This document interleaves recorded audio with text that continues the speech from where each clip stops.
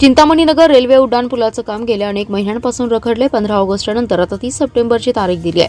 या विरोधात चिंतामणी नगर रेल्वे पूल ते सांगलीतील रेल्वे स्टेशनवर मोर्चा काढण्यात येईल. शिवाय अधिकाऱ्यांना हंटर फोड आंदोलनाने जाब विचारणार असल्याचा इशारा माजी आमदार नितीन शिंदे यांनी दिलाय. ते म्हणाले, चिंतामणी नगर येथील रेल्वे उड्डाणपुलाचं काम करणाऱ्या ठेकेदाराला एक नाही 3 वेळा मुदतवाढ दिली आहे, तरीही हे काम पूर्ण होत नाही. ही मुदतवाढ कोणी दिली?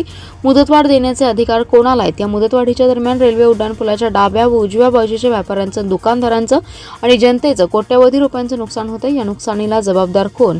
रेल्वे प्रशासन यांना नुकसान भरपाई देणार आहे का, असा सवाल नितीन शिंदे यांनी केलाय. तर आता ठेकेदाराला 30 सप्टेंबर 2024 पर्यंतची मुदत दिली आहे. या मुदतीत हा पूल पूर्ण होणार आहे का आणि झाला नाही तर काय कारवाई करणार, याचा जाब रेल्वे अधिकाऱ्यांना विचारण्यात येणार आहे. त्यासाठी शुक्रवारी 30 ऑगस्ट रोजी सांगलीत मोर्चा काढण्यात येणार आहे. या मोर्चाची सुरुवात रखडलेल्या रेल्वे उड्डाणपुलापासून ते मार्केट यार्ड रेल्वे स्टेशनपर्यंत मोर्चा काढून अधिकाऱ्यांना हंटर फोड आंदोलनाने जाब विचारणार असल्याचं माजी आमदार नितीन शिंदे यांनी सांगितलंय. याबाबत परिसरात बैठका देखील सुरू केल्या असल्याचंही ते म्हणाले.